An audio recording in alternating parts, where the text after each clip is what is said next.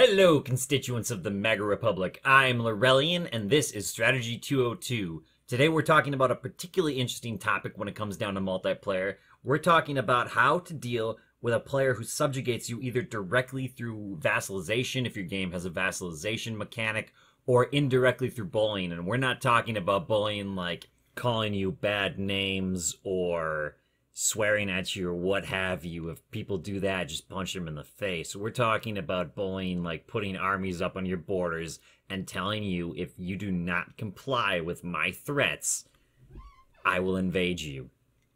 So there's a little bit of a story behind why I feel so passionate about bringing this lesson to people. Most of this is common sense. Unfortunately, common sense, not so common. So, let me tell you my little story. If you want to skip it, it'll say right down there what time you gotta jump to. So, now, we were playing CK2, the Mega Publics crew.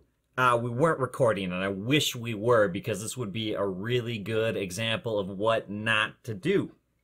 And this was before the Jade Dragon DLC in Crusader Kings II, and if you don't know what that is, it's a DLC that adds, like, the Chinese area. So, we had one player who was playing as a horde. And we had another player who was playing in that sort of Tibet tribal area that existed weirdly before the Jade Dragon DLC. And the player who was playing as a horde subjugated the player who was playing in Tibet and immediately gave him a kingdom title. Now, the player in Tibet wasn't happy about being underneath another player. And it's also important to know that that player who was playing the horde, we're just going to call him Horde, and we're going to call the other one Tibet, is, well, he's known for trolling people sometimes. He's a good guy, don't get me wrong, but he's known for trolling people. And what ended up happening was because this guy, Tibet, didn't want to be subjugated, he immediately rebelled. Which is kind of ridiculous when you think about it. And then he just kept immediately rebelling over and over and over. Forgive me for snapping, I just get passionate about the subject. What ended up happening was the guy being trolled became the troll. And even then, he wasn't necessarily being trolled. It was an intelligent thing for that horde to just subjugate him. And he was given a kingdom title for his efforts. But those two got so angry at each other that it made the game kind of less fun for everybody. And that whole time that they were fighting, I was secretly messaging Tibet, telling him, placate him, what are you doing? Just placate him, play along. If you want revenge, you can get revenge later. Placate him. And Tibet just didn't want to do that. I don't know why. I don't think that they were thinking. So it ended up running into a situation where the subjugated Tibet got all their titles revoked because they were too much of a threat to remain alive, and the Tibet player just rage quit. So, if you're being subjugated, you have essentially three options. The first one of these options is to rebel immediately, because, you know, fighting him went so well before you were conquered, why not just fight him immediately again? Alternatively, option 2, you could placate him and wait for the right moment to strike. Or option 3, you could welcome your new conqueror with open arms. And today we're going to be discussing all three options. So obviously you could just rebel again. You know, you lost a war, why not fight a war again before you had the chance to rebuild? The definition of insanity is doing the same thing over and over and over again, expecting a different result. The only time that it makes sense to do this is if you're being destroyed slowly, and you've already discovered within the course of that same game that attempts at placation will not work, and you will get a game over regardless. Now, if you do this, you need to make yourself look like a hero. You need to become a martyr for the cause against the player that is subjugating you.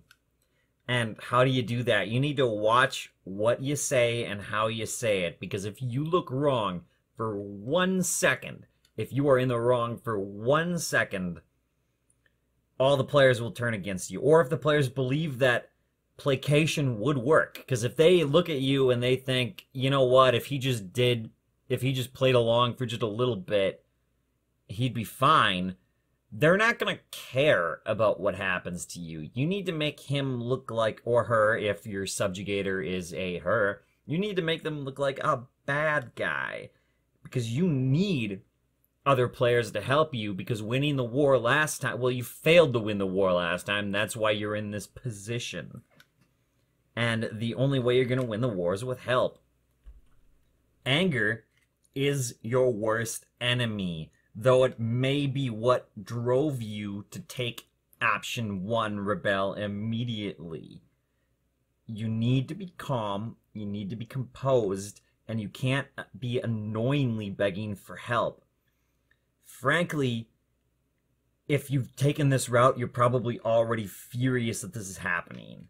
And all the advice I've given you up until this point is useless to make you sympathizable. It's kind of like telling a drunk person, hey, if you get behind that wheel, it's dangerous for you, but if you follow all the traffic laws, you'll be fine.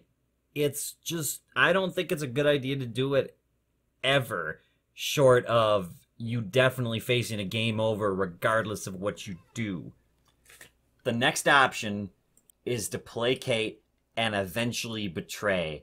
Now this is so much more satisfying than the previous option, although you won't be independent immediately like the previous, like if you were to succeed in the previous option, but the previous option again is insane. Bribe your subjugator not to attack you, not to revoke you. Help them in wars and let them believe that you're on their side. And all this time, you slowly build up, you quietly undermine them from the underneath while building your power and making allies of his rivals. Bide your time until your overlord is down on his luck, and then you strike, burning his empire to the ground and making him regret ever messing with you in the first place, turning your oppressor into the oppressed and making him grovel at your feet for mercy. Okay. Anyway, this is not as hard as it sounds to make him think that you're his pal. You see, fighting you to the death is bothersome and it's time consuming, and letting you run yourself while you're submitting is so much easier from your suppressor's point of view. That doesn't mean, I'm not saying flatter him and give in to his every demand. Rather, it means on the surface making him believe that you're welcoming him with open arms, essentially making him believe that you're jumping into option 3 when you're sticking to option 2. Now, there are many ways to undermine your oppressor, such as arriving late to a war so he suffers casualties. But you cannot let him think that you did that on purpose. Now, if your game allows for cultural conversion of cities and provinces as a mechanic of switching cities in or switching territory into you, like a Civilizations game would, do that. Why not? He's not going to attack you because he owns you. If your game allows you to foster rebellion or has other subterfuge mechanics like Europa Universalis IV supporting rebels, or CK2 where you could go around killing people who actually support him and trying to get people who just hate his guts into power, do that. If the enemies that your lord is fighting need money, give them money.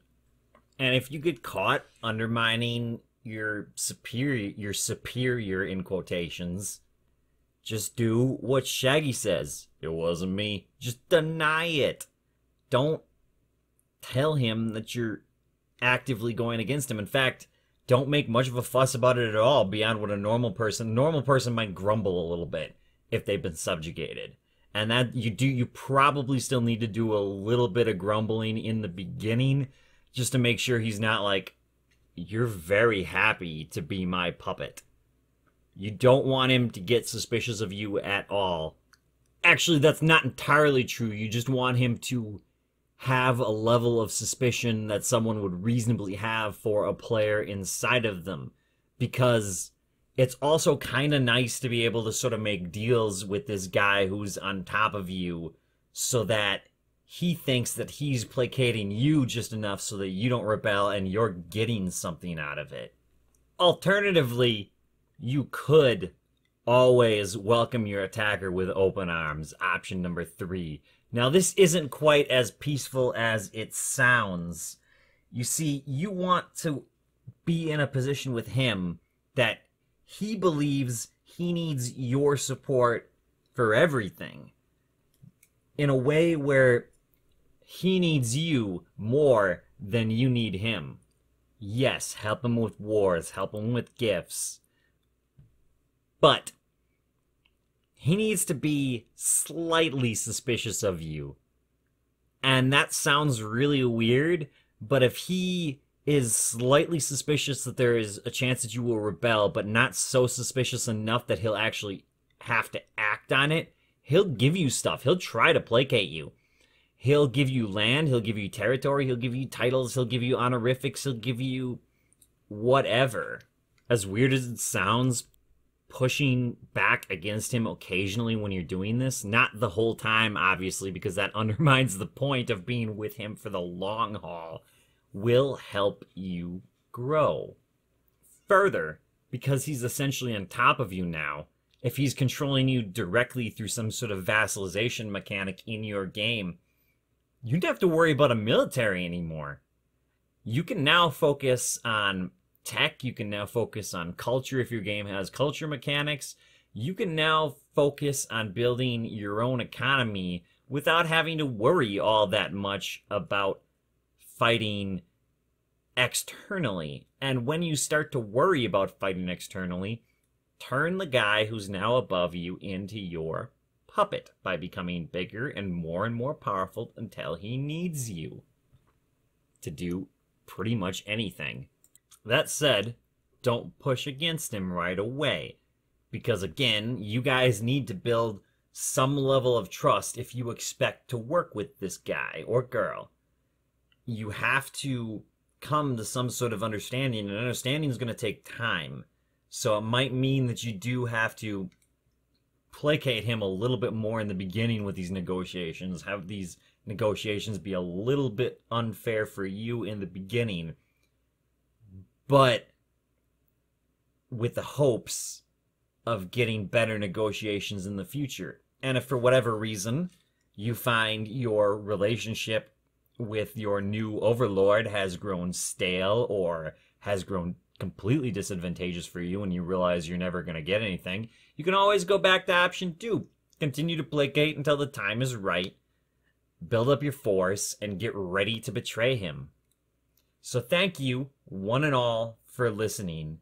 Thank you for tuning in. Please remember to be a hero to the Mega Republic by liking and subscribing. Now, I'm going to try to make these weekly, just conversations about multiplayer tactics.